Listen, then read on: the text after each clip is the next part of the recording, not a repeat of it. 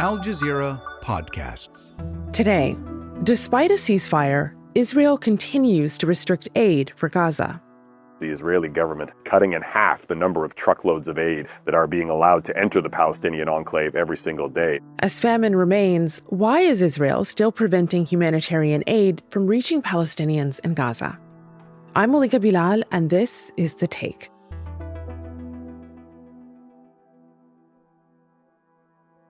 Before we go on with today's show, remember to leave us a comment telling us what you think about this episode and what stories you want us to do next. Or on your podcast app, leave us a review telling us where you're listening from and give us a 5-star rating while you're there. It really helps the show. I'm Hisham, Mhanna. I'm spokesperson for the International Committee of the Red Cross, the ICRC in Gaza Strip. I've been working with the ICRC in Gaza for the last 6 years plus. Well, Hisham, welcome back to The Take. It is always a pleasure to have you on. The last time that you spoke to us was in 2024, when we talked about Hind Rajab, the 6-year-old girl who was killed along with her family by Israeli forces while trapped in their car in Gaza. And that was such a heartbreaking episode and story that still lingers in the minds of many. And yet, so much more has happened since then. And you and your team at ICRC have been there in Gaza throughout, as you mentioned. How have you been doing since we last spoke? It has been very difficult to tell how we have been doing because we have been managing on a day-by-day basis. That's how it was always been. And I think it's still the same. Because how vicious this war has been since it started. And because everyone in Gaza is looking at the ICRC as the guardian angel, that they would save them, that they would provide them what they need anytime they need it, wherever they are. And that's what we have been desperately trying to do. I think it's the most difficult question when someone asks me, like, how are you doing? How are you going? Mm-hmm. How are you feeling? I mean, I don't remember that me and the rest of the team had the chance to just take a break, sit back, take a breath, reflect, because, we have been living exactly the same people in Gaza have been living in constant displacement, forced displacement, trying to find the basic needs of our own families. We have lost 6 of our colleagues during this conflict, and we didn't even get the chance to grieve for them because, you need to keep going on the move. Yeah. I'm sorry for the loss of your colleagues. My condolences to your team and your friends. I think it just underscores the rest of the conversation that we're going to have and the toll it takes on the people who are implementing what this ceasefire looks like on the ground. So we know that now there is a ceasefire, and the International Committee of the Red Cross is tasked with implementing the terms of that ceasefire on the ground. So your team has facilitated with the transfer of Israeli captives released by Hamas to Israel and the transfer of Palestinians who've been detained and imprisoned in Israel. But at the same time, the ICRC has been struggling to deliver aid to people in Gaza. So how much has changed for your work and the conditions you face since the ceasefire? Yeah, what has changed, I think, is that we have become busier than we used to be. This last week was very hectic. It was very complex. The nature of these humanitarian operations are very much complex, dangerous. But we managed to reunite thousands of families. On October 13th, the ICRC started facilitating the, implementation of the ceasefire agreement, and that entailed the facilitation of the release of 20 hostages, live hostages, and bring them back to the Israeli authorities. And at the same time, 1,968 Palestinian detainees were released, of which 1,805 detainees the ICRC transferred and helped be reunited with their families in Gaza and the West Bank. A day before that, the ICRC team managed to reach those detainees as part of the pre-departure interviews we do to assess their conditions. And by the way, these are the only detainees we managed to have access to, because since October 2023, the ICRC was denied access to all the Israeli bases of detention. Same like was denied access to have access to the hostages in Gaza by Hamas. So that's a dilemma, and it's still a dilemma. And we succeeded. It was a very much delicate, it was a very much complicated, logistically and from a security perspective kind of operation, but we managed to do it. And we haven't done it in this is not the first time we do it. We did it twice only during this conflict before, in January 2025 and in November 23. And then on the next day, October 14th, we facilitated the release of 4 human remains believed to belong to Israeli hostages, and we delivered them to the Israeli side. We facilitated also the release of 45 human dead bodies belonging to Palestinians. We delivered them to the health authorities in Nasser Medical Complex. Total, 10 human remains were released from Gaza, and 120 dead bodies were released from Israel, and the ICRC facilitated the transfer of this work. So that's just one part, one leg of the operation we're doing. And then there is the intensification of the humanitarian aid, which we never stopped doing despite of the restrictions. Of course, we want to reach everyone in Gaza, and we want to start supporting in every sector, and support with the water and wastewater sector, so people can have more clean water and can have access to clean bathrooms, etc. The support to the obliterated healthcare system, trying to, revive the hospitals and the primary healthcare centers and provide the technical expertise to the medical teams in the emergency departments, etc. That comes also aligned with the ICRC field hospital in Rafah. There's the physical rehabilitation of those who suffered from amputations. We provided support to every single person who suffered from amputation of limbs during this conflict, and we will continue to. And they are estimated in thousands. And then there is the whole missing file, families reporting on the missing or trailed loved ones. And we will continue to do everything in our capacity to close this open cut wound. Well, Hisham, a UN-backed report in August confirmed that famine had already taken hold in northern Gaza. Of course, you know this. Has aid been able to reach those areas yet? Are there still places that your team can't get to? The declaration of famine that came from the IPC report months ago, it should have shaped, the future discourse. The decision-making about Gaza should have been shaped and designed by the results of this report. And the ICRC has always been clear about the fact that aid cannot be weaponized. We had a field hospital in Rafah that started to work in May 2024 and is still working up until the moment. And that was the only fully operational hospital in the entirety of Rafah area. And since those food distribution centers started to work in Rafah, weapon-wounded casualties never stopped pouring in every single day. And we had to double the bed capacity of our hospital. We were almost always, all the time, depleted on the available medical supplies.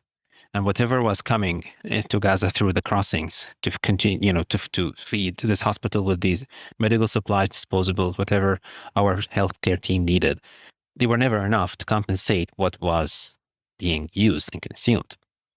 And that's considered to be a well-equipped hospital. So if you can compare this to the remaining functional hospitals that were run by the Ministry of Health, the Palestine Crescent Society, they were in a much worse condition. I remember there was time that was like I spent a week. We could literally struggle with finding enough quantities of food. And I'm speaking for, plus 300 staff members of the ICRC who receive salaries. Wow. There are like the majority of people out there, they lost their livelihood. The only hot meal they had on their day was through these community kitchens that were providing hot meals. The ICRC was supporting many of them in the north and the south. But there were many others who could not even have access to that one single meal per day. Simply. Well, I want to talk about why it hasn't eased, even though there's a ceasefire. Israeli Prime Minister Benjamin Netanyahu has vowed to keep tight controls on aid until Hamas returns the bodies of captives that are still in Gaza. Hamas says it has already handed over all the remains it could access, and that recovering the rest is going to require this heavy equipment that they don't have in Gaza. How are Israel's restrictions affecting your work on the ground? Before I answer this question, there's a couple of points that I would like to raise. Please. That first, I cannot comment on political statements of anyone, neither Hamas, neither the Prime Minister of Israel. And the second one is, in armed conflict settings, when there is mass destruction of, densely populated areas, it's really hard to find human remains.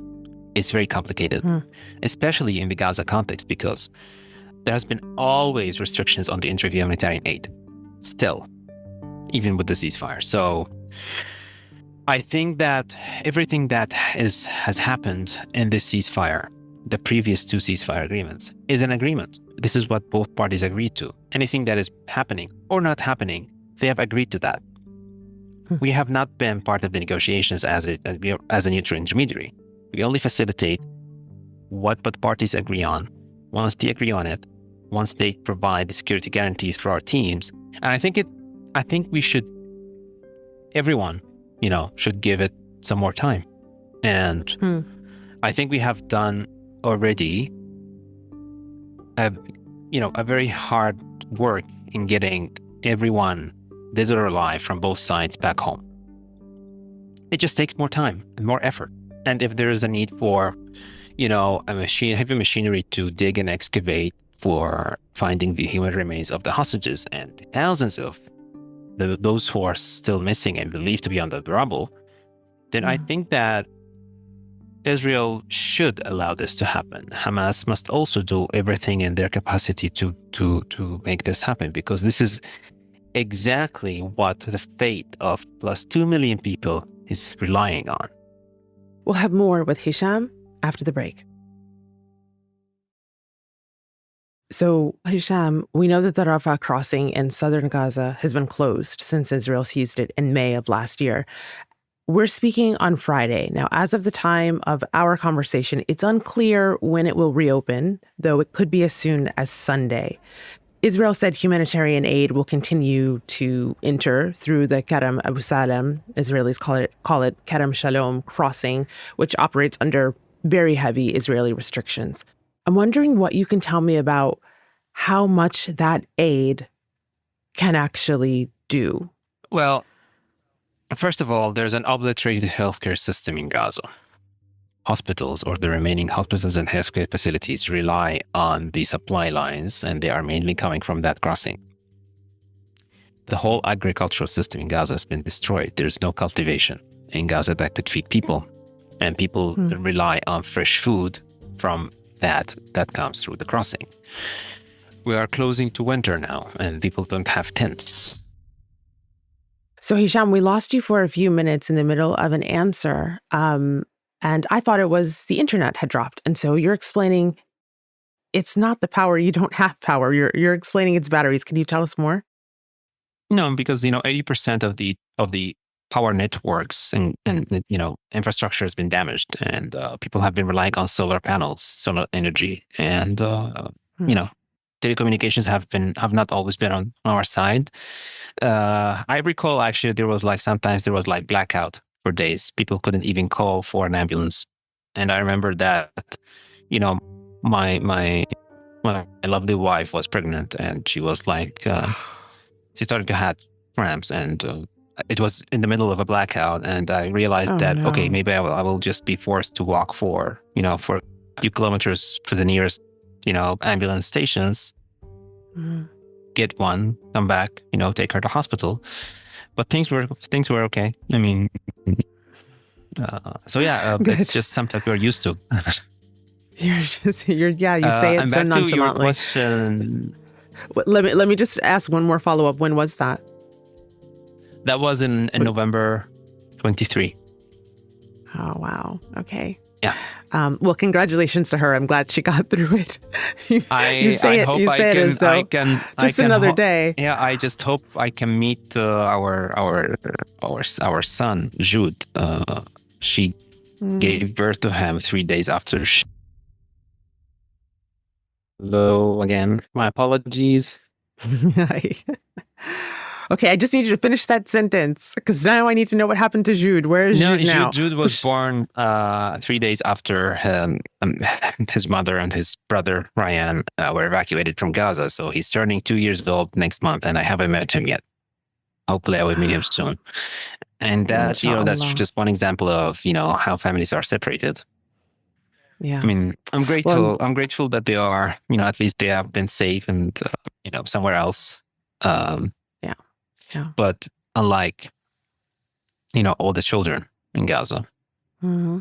Yeah. Well, Hisham, thank you for sharing that story. We're thinking of Jude and Ryan and your wife and your family and colleagues. At the risk of this happening again, losing you again because of the loss of power, I want you to wrap up your question. I think you're asking me about, how's aid helping or impacting people's lives. So yeah, I was just exactly. I was just trying to explain that people have lost their livelihoods. There's no cultivation in Gaza. There's no food production in Gaza. So people rely on the fresh food and other food items that are coming only through the crossing that is, controlled fully by Israel. Same like for the shelter items that are urgently needed as we are approaching the winter. The ICRC managed to facilitate the importation of a number of tents. That was a very much limited numbers compared to the overall need. And winterization needs are not only tents. You need tarps. You need to prevent flooding that would eventually put people's life at risk. And then you have an obliterated healthcare system. And by the way, the ICRC stayed in Gaza City amidst the intensification of the military operations. In the span of 3 weeks before the ceasefire announcement, the ICRC managed to provide 8 medical donations to the hospitals and primary healthcare centers in Gaza City. I was there myself as part of the team. And we were delivering, at one day, some of this medical aid to Al-Shifa hospital, including also body bags. And we were received by families who were, have lost dozens of their members the night before. And they had to bury those who they managed to extract from under the rubble in the backyard of this hospital. So it was a hospital that was used to save lives and also as a graveyard because, that's what they could do. And so back to the main point, everything people need relies on if it enters through the main crossing. And Israel, as an occupying power, it must ensure that civilians have access to all their basic needs. It must do everything in its capacity to do this. But let's be realistic. The ICRC has always been calling for this and has always also been calling and trying to explain that the humanitarian solution can never be effective. Only the political solutions that could put an end. We had a role in this as well as a neutral intermediary in speaking to Hamas directly, speaking to Israel directly, speaking with the mediators, with the countries who have the influence on both parties, and trying to ensure the respect for the protection of civilians, the healthcare workers, the humanitarian aid people, and just, try to put the respect of the IHL in perspective a little bit. Now, with the ceasefire, I think to give more time to allow what is needed to do the job into Gaza can actually help. And, we have been working here for decades and we will continue to work as long as there is a need. Yeah. Well, finally, Hisham, the UN's humanitarian chief, Tom Fletcher, has urged Israel to open more border crossings for aid. We know that the ceasefire is fragile. What would it take to actually get aid flowing freely in Gaza? First of all, there needs to be a political will. That's what can make everything happen or not happen. And then humanitarian aid to be effective, we cannot defer to it or minimize it in shape of numbers. 600 trucks are not even enough per day. 700 trucks are not even enough per day because everything is missing in Gaza. And that's an IHL obligation. There's no way this cannot be ensured. And of course, there's a need for more and more crossings to open because, Gaza, even if you pour in aid into Gaza, like the infrastructure is damaged, the road networks are damaged. You need to facilitate the entry and the actual delivery of this aid and to all those who are in need, wherever they are. There is a ceasefire agreement, but there's still areas that are military controlled. So it will take some more time. It will take a lot of effort to keep this holding and to keep this away from falling apart. Because if, God forbid, this fall apart, if this fire does not hold, and I'm hopeful about it, it will hold. I think it should. But if we're back to the fighting, I don't think that people would be able to cope as they used to before the ceasefire, because the psychological trauma that will evolve only from this is going to break them. Yeah. Well, Hisham, earlier you mentioned how people view the ICRC as guardian angels, and the work you have described you and your team doing is nothing short of heroic. So thank you for this conversation, and thank you for the work. Thank you so much. This is exactly what we feel. The whole team is committed, and not only those in Gaza, not those only in Israel, not those only in the West Bank, but the whole ICRC team who are mobilized to support the humanitarian response in this area torn apart by this conflict. They also need to be acknowledged. Yeah. So thanks again for giving me the platform and the space.